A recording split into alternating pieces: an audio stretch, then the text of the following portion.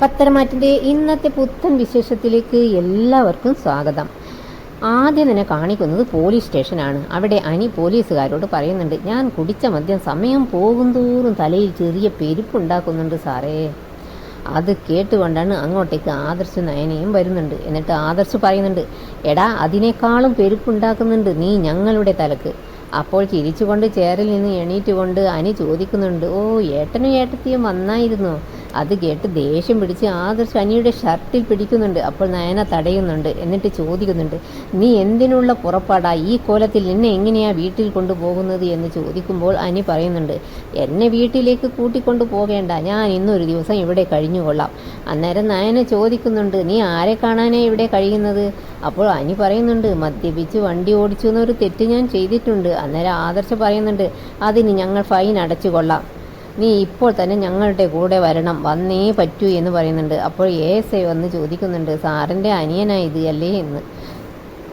സാറിൻ്റെ ഈ അനിയൻ മേഡത്തിന് തലവേദനയായിരിക്കുകയാണ്. മേഡത്തിന് മാത്രമല്ല ഞങ്ങൾക്കും. ചില നേരത്ത് പോലീസ് വാഹനം തടഞ്ഞു നിർത്തിയാണ് മേഡത്തെ ശല്യം ചെയ്യുന്നത്. അപ്പോൾ നയന ചോദിക്കുന്നുണ്ട്, എന്താ അനി ഇങ്ങനെ? അന്നേരം അനി പറയുന്നുണ്ട്, ഞാൻ അങ്ങനെ സ്ഥിരം മദ്യപാനി അല്ലെന്ന് ഏട്ടത്തിക്ക് അറിഞ്ഞുകൂടെ? ചെക്കിങ് ഉണ്ടെന്ന് അറിഞ്ഞിട്ട് തന്നെയാണ് ഞാൻ ആ വഴിക്ക് വണ്ടി ഓടിച്ചു വന്നത്. അപ്പോൾ ആദർശ് പറയുന്നുണ്ട്, നിനക്ക് എന്തിൻ്റെ കേടാ? നിന്റെ ആഗ്രഹം ഒരിക്കലും നടക്കാൻ പോകുന്നില്ല. അതുകൊണ്ട് മര്യാദയ്ക്ക് ജീവിക്കുന്നതാ നല്ലതെന്ന് പറയുമ്പോൾ അനി പറയുന്നുണ്ട്, ഏട്ടാ ഞാൻ മര്യാദയ്ക്കേ ജീവിച്ചിട്ടുള്ളൂ.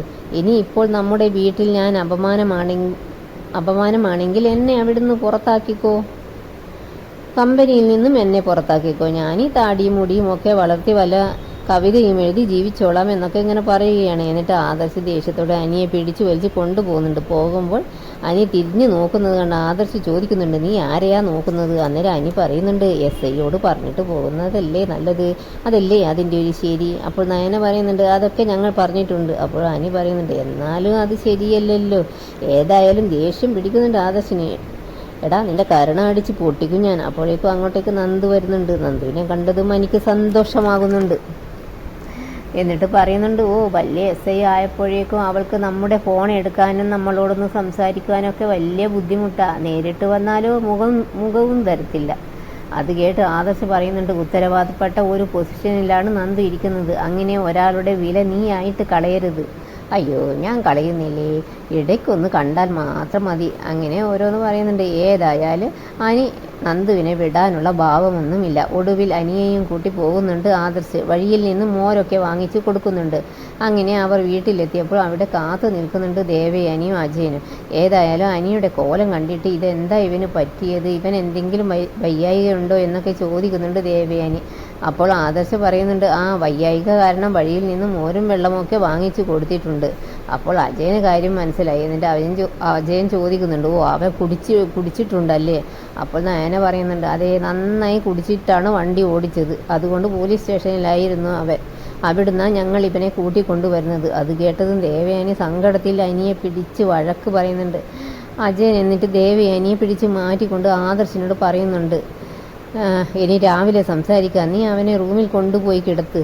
പിന്നെ കാണിക്കുന്നത് അനാമികയുടെ വീടാണ്. അവിടെ വേണുവും രേവതിയും അനാമികയെ നിർബന്ധിക്കുന്നുണ്ട് തിരിച്ച് അനന്തപുരി തറവാട്ടിലേക്ക് പോകാൻ. പക്ഷെ അനാമികയ്ക്ക് എന്തോ ഒരു വിഷമം പോലെയുണ്ട്, കാരണം കള്ളത്തരമൊക്കെ കണ്ടുപിടിച്ചതാണല്ലോ. എന്നിട്ട് രേവതി പറയുന്നുണ്ട്, ആദർശ് എത്ര വലിയ തെറ്റാണ് ചെയ്തത്, എന്നിട്ട് ആ നയന അവിടെ പിടിച്ചു നിൽക്കുന്നത് കാണുന്നില്ലേ? എല്ലാം അവിടുത്തെ സ്വത്ത് കണ്ടിട്ട് തന്നെയാ മോളും അതുപോലെ ചെയ്യണം. ഏതായാലും മോൾ അവിടെ സ്ഥിരമായി നിൽക്കാനൊന്നും പോകുന്നില്ലല്ലോ. പക്ഷേ അവിടുന്ന് ഇറങ്ങുന്നതിന് മുമ്പ് നന്നായിട്ട് തന്നെ അവിടുന്ന് എന്തെങ്കിലും അടിച്ചു മാറ്റുക തന്നെ വേണം. അതിന് നീ ഇവിടെ വന്ന് നിന്നാൽ ശരിയാകില്ല എന്നൊക്കെ പറയുമ്പോൾ ശരി ഞാൻ പോയിക്കൊള്ളാം എന്ന് പറയുന്നുണ്ട് അനാമിക. അത് കേട്ട് വേണുവിനും രേവതിക്കും സന്തോഷമാകുന്നുണ്ട്.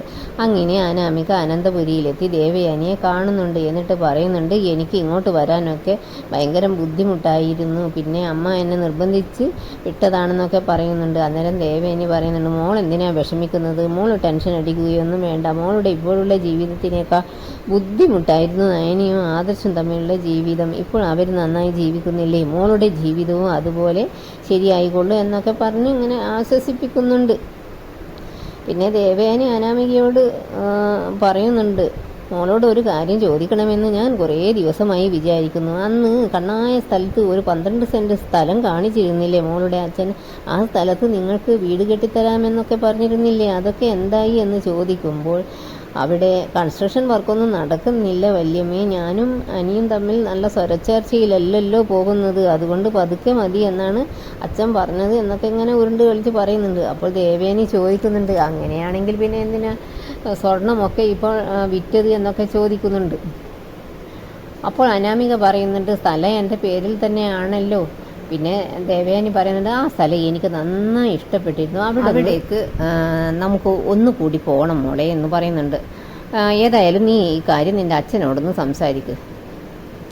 അത് കേട്ടത് എന്ത് ചെയ്യണം എന്നറിയാതെ വിഷമിക്കുന്നുണ്ട് അനാമിക. ഒടുവിൽ പറയുന്നുണ്ട്, ശരി ഞാൻ അച്ഛനോട് സംസാരിക്കാമെന്ന്. എന്നിട്ട് ഈ വിവരമൊക്കെ അനാമിക വേണുവിനോട് പറയുന്നുണ്ട്. അത് കേട്ട് വേണു പറയുന്നുണ്ട്, നമ്മുടെ കള്ളത്തരമൊക്കെ കണ്ടുപിടിക്കാനുള്ള ശ്രമത്തിലാണോ മോളെ എന്ന് ചോദിക്കുന്നുണ്ട്. അപ്പോൾ അനാമിക പറയുന്നുണ്ട്, അതൊന്നും എനിക്കറിയില്ല. ഏതായാലും ഇവിടെ പിടിച്ചു നിൽക്കണമെങ്കിൽ അച്ഛൻ ആ സ്ഥലം ഒന്ന് കാണിച്ചു കൊടുത്തിട്ട് അവരെ വിശ്വസിപ്പിക്കുന്ന മാതിരി എന്തെങ്കിലും ചെയ്യണമെന്ന് പറയുമ്പോൾ വേണു പറയുന്നുണ്ട്, ശരി മോള് വിഷമിക്കുകയൊന്നും വേണ്ട, എല്ലാം ഞാൻ നോക്കിക്കൊള്ളാം എന്നും പറഞ്ഞിട്ട് ഫോൺ വെക്കുന്നുണ്ട്. ഇതോടെ ഇന്നത്തെ കഥ ഇവിടെ അവസാനിക്കുന്നു.